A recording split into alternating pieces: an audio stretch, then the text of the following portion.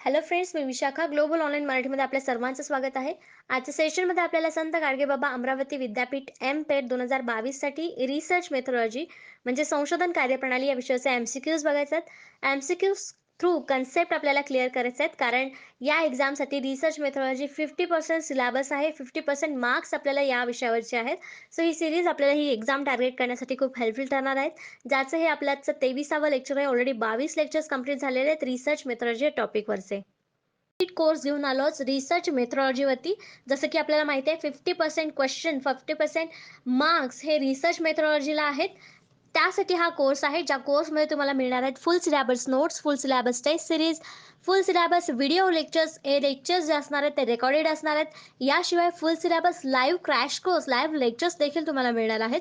शिवाय 1000+ M-C-cues revision PDF मिळणार आहे रिव्हिजनसाठी.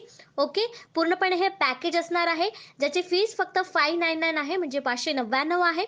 आणि हा कोर्स जॉईन करण्यासाठी फक्त दिलेल्या व्हॉट्सअप नंबरवरती मेसेज करायचा आहे. तर आज आपण युनिट 9 स्टार्ट करतोय, जो आहे रिसर्च इथिक्स. तर रिसर्च इथिक्स म्हणजे काय आहे, त्यावरती कसे एमसीक्यूज येऊ शकतात हे आपल्याला बघायचं आहे. रिसर्च इथिक्स मध्ये काय काय टॉपिक्स आहेत, तर हिस्ट्री ऑफ रिसर्च इथिक्स, हिस्ट्रीमध्ये कसा कसा त्याचा वापर आहे किंवा काय हिस्ट्री आहे त्याला.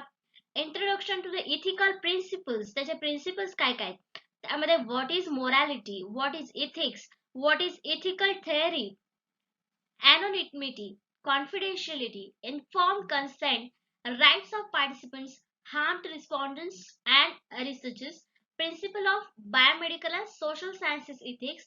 हे वेगवेगळे इथिक्सचे प्रकार आहेत किंवा इथिक्स मध्ये कुठल्या कुठल्या गोष्टी येतात, या सगळ्यांचा अभ्यास आपल्याला एमसीक्यू थ्रू करायचा आहे आजच्या सेशन मध्ये. Ethical guideline in social research, तर गाईडलाईन काय आहे एथिकल रिसर्चच्या सोशल रिसर्च मध्ये, कशा प्रकारे ते वापरले जातात हे आपल्याला क्वेश्चन्स थ्रू एमसीक्यूज थ्रू समजून घ्यायचं आहे. युनिट 9 सुरू करूयाचा पहिला प्रश्न.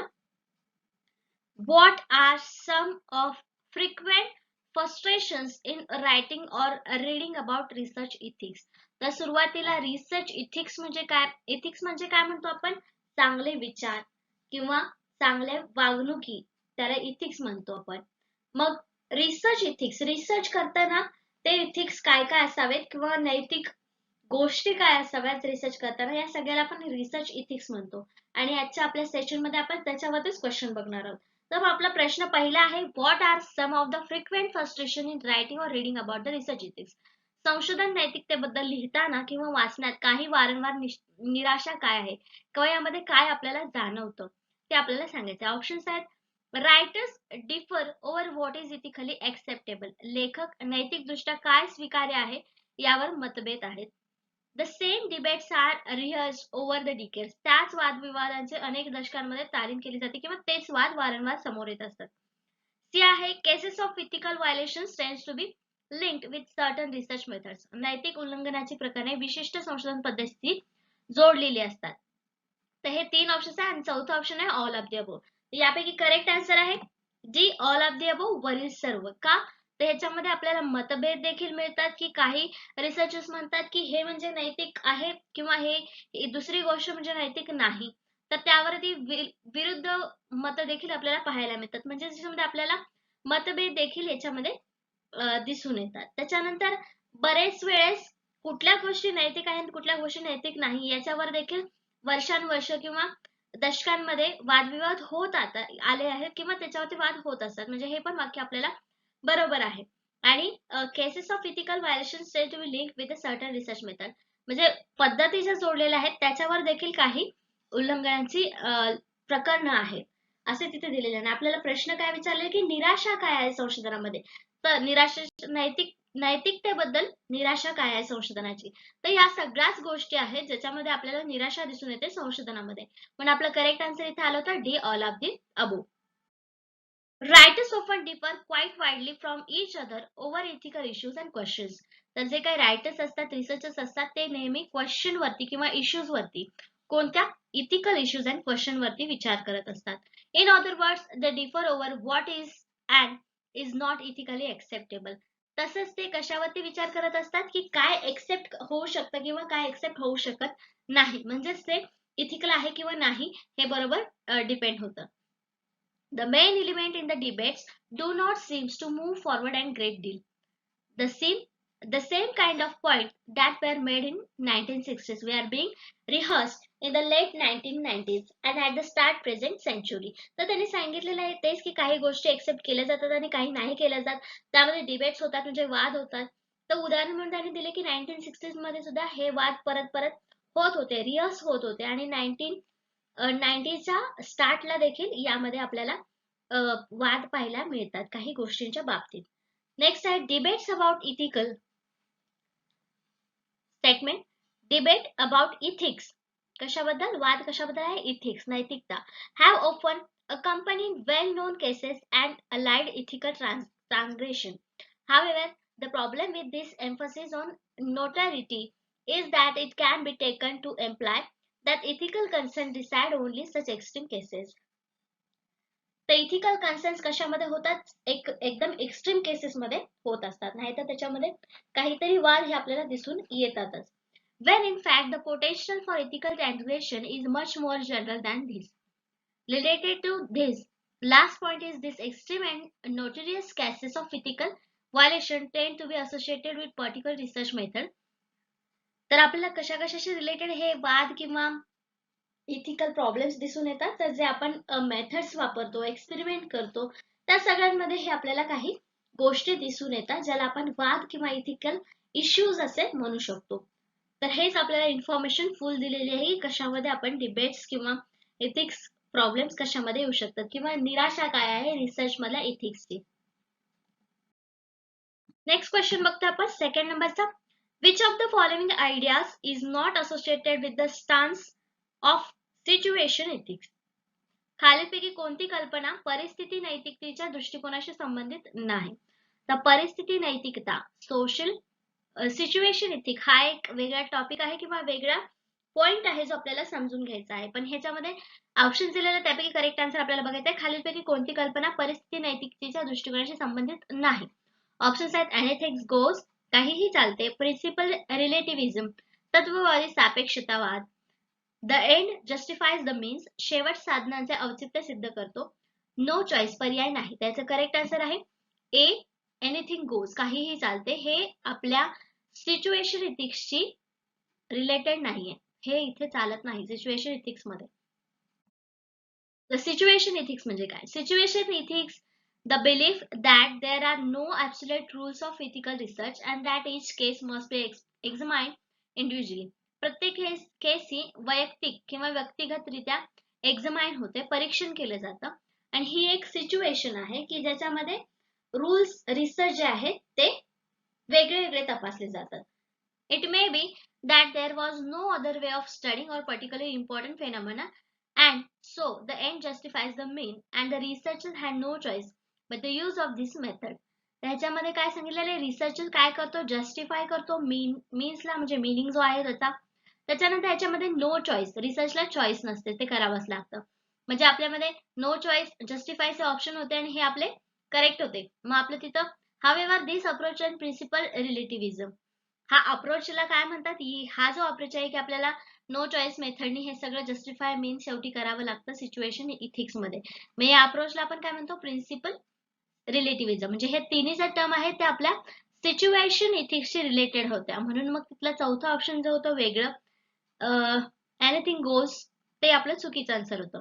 Is not same as belief that anything goes for it still demands that we draw a line between ethical and unethical conduct and rule out some practices. इथं काहीही चालणार नाहीये कारण आपण तिथे काय इथिकल आहे आणि काय अनइथिकल आहे याच्यामध्ये दोन डिफरन्स करू शकतो म्हणून तिथे काहीही चालणार नाहीये सिच्युएशन इथिक्स मध्ये.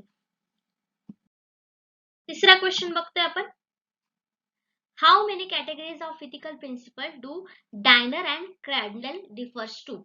तर इथे दोन आपल्याला रिसर्चर्स म्हणा किंवा संशोधक आहेत ज्यांचे नावं दिलेले आहेत त्यांनी नैतिक तत्वांच्या किती श्रेणीचा संदर्भ दिलेला आहे आपल्याला सांगायचं आहे. त्यांचे नाव आहेत डायनर अँड क्रॅडल. तर ऑप्शन आहे 3. त्या 3 मध्ये काय येतात harm to students, lack of inform consent, invention of privacy on social media.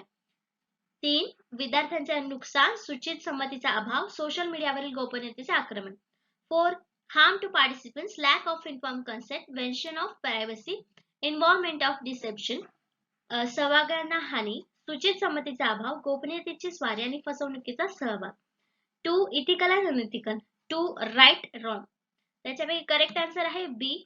म्हणजे आपल्याला याच्यामध्ये 4 नैतिक श्रेणींचा अभ्यास किंवा संदर्भ हे डायनर अँड क्रॅन्डल हे 2 रिसर्चर्स किंवा प्रिन्सिपल्स देतात. तर हे जे आहे ते आपल्याला लक्षात ठेवायचं आहे. Harm to participant, lack of inform consent, invention of privacy and involvement of deception. तर ह्या 4 तत्व आहेत. हे 4 श्रेणीमध्ये यांची तत्व आहेत. Diener and Crandall refers to the 4 category of ethical principles. तर काय सांगितलं त्यांनी? 4 कॅटेगरी आहेत त्याच्या. हार्म टू पार्टिसिपंट्स जे आपण ऑप्शन मध्ये बघितलं होतं ते, lack of inform consent, invention of privacy and involvement of deception. There are overlap between 4 areas. Overlap आहेत ते 4 एरियाज मध्ये. For example, it is not difficult to imagine how the principle of inform consent could be built into the investigation in which research participants were deceived. तर याच्यामध्ये काय सांगितलेलं example मध्ये त्यांनी की इमॅजिन करणं डिफिकल्ट नाहीये. काय? The principle of inform consent. However, there is no doubt that these 4 areas from useful classification of ethical issues in and for business research. तर हे कशासाठी उपयोगी येतं? हे जे तत्व आहेत ते आपल्याला इथिकल इश्यूज बिझनेस रिसर्च करताना उपयोगी येतात. हे आपल्याला लक्षात ठेवायचं आहे. डायनर क्रॅन्डलने दिलेले 4 प्रिन्सिपल्स हे आपल्याला बिझनेस रिसर्च मध्ये उपयोगी येतात. कशामध्ये? बिझनेस रिसर्च मध्ये.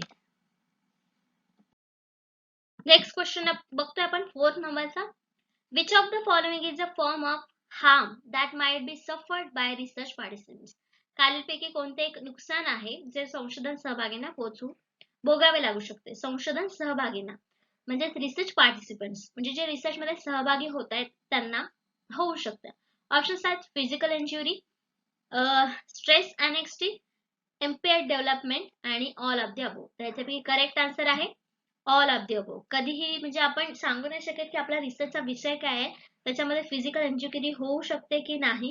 जेव्हा एखादा आपण इंजेक्शनचं रिसर्च होत असतं किंवा औषधाचं इंजेक्शन होऊ शकतं त्याच्यामध्ये फिजिकल इंजुरी येऊ शकते. त्याच्यानंतर स्ट्रेस अँक्झायटी जेव्हा मानसिक विचारांबद्दल किंवा त्यांना मानसिक एखादा प्रयोग करताना त्यांना स्ट्रेस किंवा अँक्झायटी येऊ शकते. म्हणजे या सुद्धा नुकसानाला सामोरे जावं लागतं रिसर्च पार्टिसिपंट्सला. तर इम्पेअर्ड डेव्हलपमेंट म्हणजे दृष्टीदोष विकास या सगळ्या गोष्टींना सुद्धा सामोरे जावं लागतं जेव्हा आपण एखादा रिसर्च त्या प्रकारचा निवडतो तेव्हा.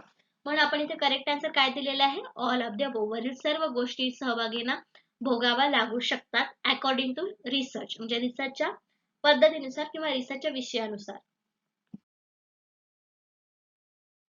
One of most commonly cited ethical principle is that we should not cause harm to our research participants.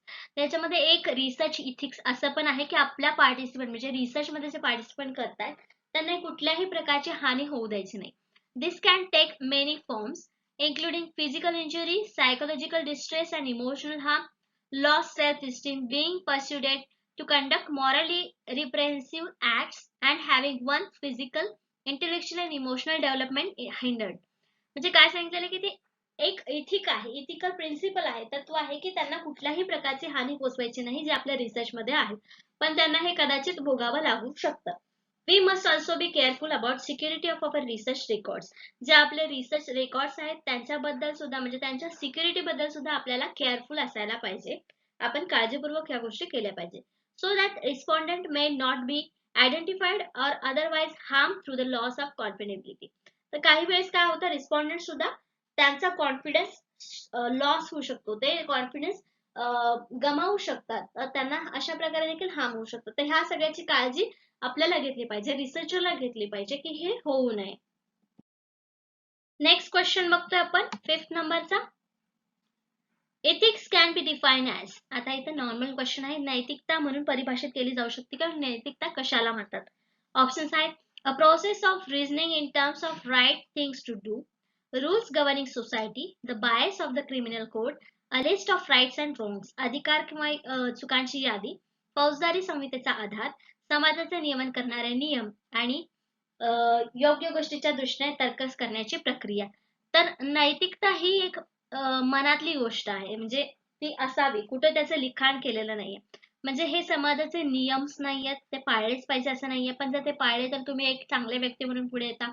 मग रूल्स नाहीयेत. मग हे काय क्रिमिनल कोड आहे का? फौजदारी संहितेचा आधार आहे का? कायदा आहे का? किंवा असं कुठे लिहून ठेवलेलं आहे का?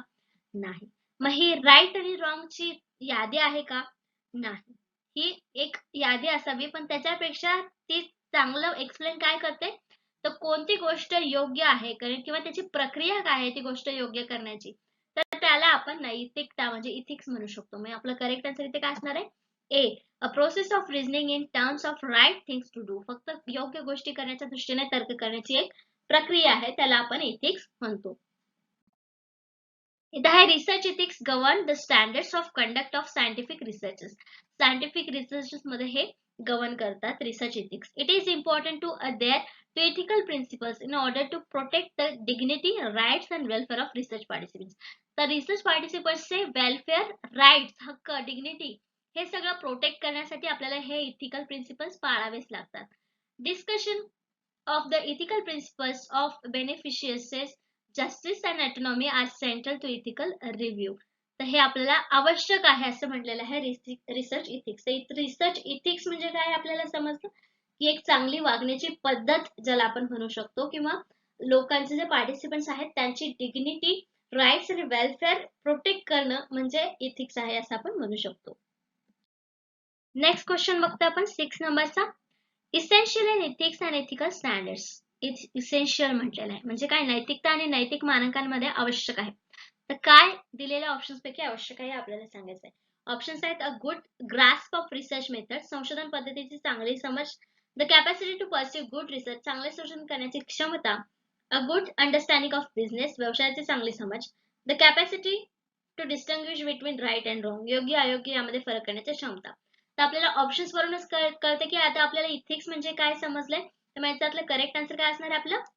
D. The capacity to distinguish between right and wrong, चांगली गोष्ट किंवा वाईट गोष्ट ह्याच्यामध्ये फरक करण्याची क्षमता असणं, याला आपण ही गोष्ट आपल्याला आवश्यक आहे इथिक्स मध्ये किंवा इथिक्स स्टँडर्ड्स मध्ये. बाकीची म्हणजे रिसर्च कसा करावा, त्याची कुठली पद्धत वापरावी, त्याची क्षमता काय हे जाणून घेऊन आपण नैतिकता पाळू शकतो का? नाही. म्हणून आपल्याला करेक्ट आन्सर इथे काय मिळालेला आहे? डी. डेफिनेशन, इथिकल स्टँडर्ड्सची डेफिनेशन इथं दिलेली आपल्याला काय आहे. Ethical standards are a set of principle established by the founder of the organization or communicate its underlying moral rules, moral values. The most common word किंवा ज्याच्यावर आपण भर देतोय एथिकल स्टँडर्डच्या डेफिनेशन मध्ये, ते आहेत मॉरल व्हॅल्यूज. हा जो वर्ड आहे किंवा ही जी टर्म आहे याच्यामध्ये आपण इथिकल स्टँडर्ड्स मांडू शकतो.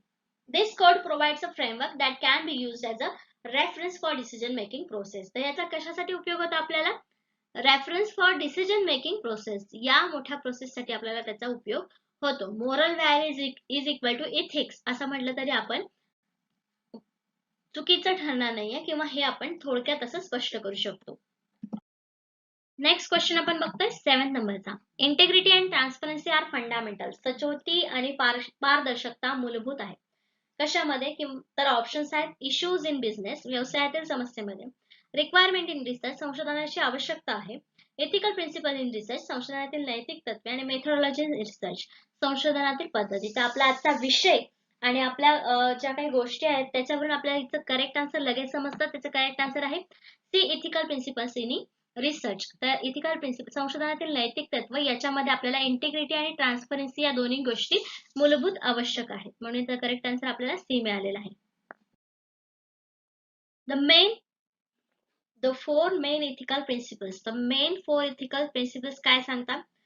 बेनिफिशियन्स, non बेनिफिशियन्स, autonomy and justice are defined and explained. Informed consent, truth telling, confidentially, and spring from principle of autonomy, and each of them are discussed. कसं आहे, आपल्याला जस्टिस, न्याय देता आला पाहिजे. त्याच्यानंतर जे नावं आहेत आपल्याकडे, नावं जमा करून ठेवलेले असतात किंवा डेटा जो जमा होतो तो डिस्क्लोज नाही करता आला पाहिजे किंवा नाही केला पाहिजे. याला कॉन्फिडेन्शियलिटी म्हणतो आपण. की त्यांची नावं जर रिलीज नाही झाली तर ते फ्रीपणाने आपल्याला इन्फॉर्मेशन देऊ शकतात, डेटा आपल्याला त्यांच्याकडून मिळू शकतो, किंवा सत्य गोष्टी सांगणं किंवा इन्फॉर्म कन्सेंट, ह्या सगळ्या गोष्टी ज्या आहेत त्या आपल्याला इथिकल प्रिन्सिपल्स मध्ये बघायला मिळतात. Research ethics are important for number of reason. कशासाठी गरजेचे असतात हे? तर खूप सारे रिझन्स आहेत किंवा कारण आहेत त्याचे की आपल्याला इम्पॉर्टन्स असतात research ethics. They promote the aims of research. ते रिसर्च एम्स प्रमोट करत असतात. Such as expanding knowledge. नॉलेजला एक्सपांड करणं किंवा वाढवणं हे त्याचे एम असतं असं आपण म्हणू शकतो. They support the values required for collaborative work such as mutual respect and fairness.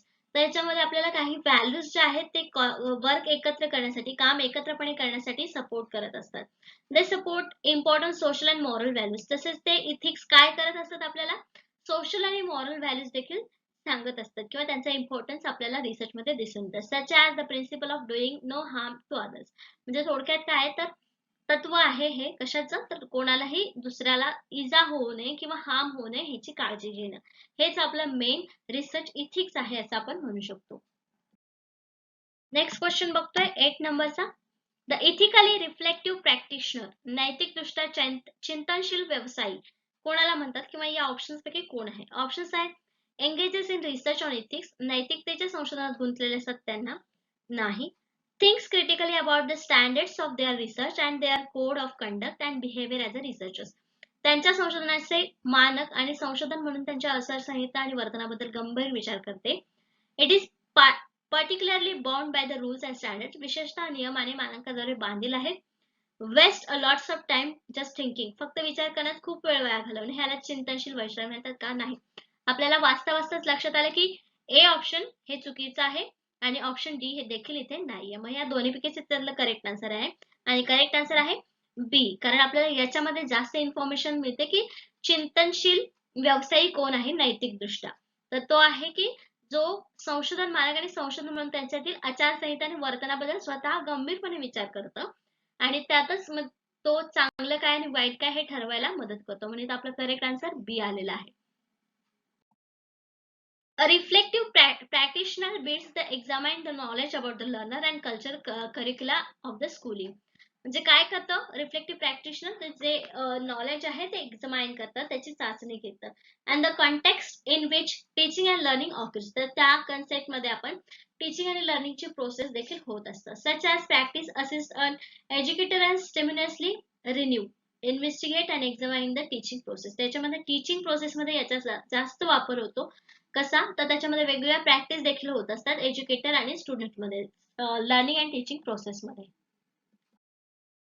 Next question बघतो आपण 9th नंबरचा. Reflexivity is. रिफ्लेक्सिव्हिटी आहे काय आहे? ऑप्शन्स पैकी आपल्याला सांगायचं आहे. तर ऑप्शन्स आहेत the fast response the researcher makes to every development in the research project. संशोधक संशोधन प्रकल्पाच्या प्रत्येक विकासास वेगवान प्रतिसाद देतो त्याला रिफ्लेक्सिबिलिटी म्हणतात. The relationship that develops between researchers and the research project. संशोधक आणि संशोधन प्रकल्प यांच्यात विकसित होणारे नाते. The researchers active thoughtful engagement with every aspects and development of their research. संशोधनाच्या प्रत्येक पैलू आणि त्यांच्या संशोधनाच्या विकासात सक्रिय विचारशील सहभाग. A reflection on relationship between researchers and the research project. संशोधन आणि संशोधन प्रकल्प यांच्यातील संबंधाचे प्रतिबिंब. तर नातं किंवा वेगवान प्रतिसाद किंवा प्रतिबिंब यापेक्षा जास्त महत्वाचं काय आहे? तर त्यांच्यामध्ये विचारशील सहभाग असणं त्यालाच आपण रिफ्लेक्सिबिलिटी म्हणतो. म्हणजे इथे करेक्ट आन्सर काय असणार आपलं? सी. त्याच्यामध्ये काय असतं? रिसर्चचा ऍक्टिव्हपणा असतो, थॉटफुल एंगेजमेंट असते, म्हणजे विचाराचे सहभाग असतो त्याच्यामध्ये. Every aspects and development of their research. प्रत्येक बाजूचा त्याच्यामध्ये विकासाचा सक्रिय सहभाग असतो. मग याला आपण रिफ्लेक्सिबिलिटी असं म्हणतो. हे आपल्याला समजलं. Reflexivity generally refers to the examination of one's own beliefs. त्याच्यामध्ये थॉटफुल विचार सहभागी असतात म्हणून हे एखाद्याचे स्वतःचे बिलीफ्स असतात. Judgement practices during the research process. तर रिसर्च प्रोसेसच्या दरम्यान त्याच्यामध्ये प्रत्येक व्यक्तीचे इंडिव्हिज्युअल्स जजमेंट्स प्रॅक्टिस असतात किंवा बिलीफ्स असतात. And how this may have influence the research. आणि ते रिसर्चला इन्फ्लुएन्स करत असतात. Reflexivity involves questioning one's own taken or granted assumptions. तर त्याचे काही assumptions असतात जेव्हा रिसर्चर्स रिसर्च करत असतो तेव्हा, तर त्याच्यावरती आधारित क्वेश्चन करत असतो. When researchers detail their reflexivity practices in final abstract, readers can better understand the research process. तर रिसर्च प्रोसेस कधी आपल्याला व्यवस्थित समजेल, जेव्हा रिफ्लेक्सिव्हिटी प्रॅक्टिस त्याच्यामध्ये होईल. This accountability in essential part of publishing value research. तर व्हॅल्यू रिसर्च जेव्हा पब्लिश होतो त्यावेळी त्याच्यामध्ये आपल्याला अकाउंटेबिलिटी किती आहे हे ओळखण्यासाठी या प्रकारचे रिफ्लेक्सिव्हिटी आपल्याला मदत करत असते. तर हा पॉइंट किंवा ही टर्म आपल्याला समजली की रिफ्लेक्सिव्हिटी म्हणजे काय. सोपी टर्म आहे, त्याच्यावरती सिंपलच क्वेश्चन येणार आहे आपल्याला. जी टर्म आहे आपली इथिकल प्रिन्सिपल मध्ये आहे. नेक्स्ट क्वेश्चन आहे 10th नंबरचा. अ गॅरंटी ऑफ कॉन्फिडेन्शियलिटी इज. गोपनीयतेची हमी आहे. काय आहे त्या ऑप्शन्स मधला सांगायचं आहे. A guarantee that some information will remain confidential and will not be disclose. काही माहिती गोपनीय राहील आणि उघड केली जाणार नाही याची हमी आहे कॉन्फिडेन्शियलिटी म्हणजे. Always required by proper ethical standards in research. संशोधनात योग्य नैतिक मानकांवर नेहमीच आवश्यक असते. Essential for every participants in research project. संशोधन प्रकल्पातील प्रत्येक सहभागासाठी आवश्यक असते. Only given under duress. केवळ दबावाखाली दिले जाते. त्याचं करेक्ट आन्सर आहे ए. काय असतं तर गॅरंटी ऑफ कॉन्फिडेन्शियलिटी, तर ते असतं की गोपनीयता म्हणजे माहिती जे आपल्याला डेटा जमा होतो. आपण लास्ट क्वेश्चन मध्ये एक्सप्लेनेशन बघितलं की आपल्याकडे जो डेटा जमा होतो त्याची माहिती कोणी दिलेली आहे किंवा ते व्यक्ती कोण आहेत, नमुना म्हणून आपण निवडलेले व्यक्ती कोण आहेत त्यांची नावं डिस्क्लोज न करणं याला आपण कॉन्फिडेन्शियलिटी म्हणतो. म्हणजेच a guarantee that some information will remain confidential and will not be disclose. कधीही ती उघड केली जाणार नाही यालाच आपण गॅरंटी ऑफ कॉन्फिडेन्शियलिटी असं म्हणतो. Confidentiality in the context of human research also refers to the investigator's agreement with participants. तर हे नॉर्मली जनरल वर्ड्स मध्ये बोलायचं झालं तर हे इन्व्हेस्टिगेटर्स सोबत अग्रीमेंट असतं पार्टिसिपेंट्सचं. when applicable, through participants informed consent about how their identifiable private information will be handled, managed and disseminated. म्हणजे जे काय पार्टिसिपंट्स त्याच्यामध्ये सहभागी होणार आहेत रिसर्च मध्ये त्यांची माहिती किंवा त्यांची ओळख कशी प्रायव्हेट म्हणजे गोपनीय ठेवली जाईल किंवा त्यांच्याबद्दलची जी माहिती आहे कशी हँडल केली जाणार आहे, कशी मॅनेज केली जाणार आहे याबद्दलचं सगळं अग्रीमेंट या कॉन्फिडेन्शियलिटी मध्ये असतं. Confidentiality refers to the condition in which researchers knows the identity of research subject but take steps to protect that identity from the discovered by others. म्हणजे रिसर्चरला त्यांची ओळख तर असते पण त्यांची ओळख दुसऱ्यांना न सांगता ती माहिती सगळ्यांसमोर आणणं यालाच आपण कॉन्फिडेन्शियलिटी म्हणू शकतो. In such cases, maintaining confidentiality is a key measure to ensure that protection of private information. थोडक्यात ensure the protection of private information is called confidentiality. तर अशा प्रकारे हा वर्ड किंवा ही टर्म काय आहे आपल्याला समजलेला आहे. तर अशा प्रकारे आजचे आपले 10 क्वेश्चन्स 10 MCQs आणि 10 कन्सेप्ट इथे संपलेले आहेत. नेक्स्ट लेक्चर मध्ये देखील आपण याच टॉपिक वरती याच युनिट वरचे 10 क्वेश्चन्स आणि 10 कन्सेप्ट समजून घेणार आहोत. आजच्या सेशनसाठी धन्यवाद.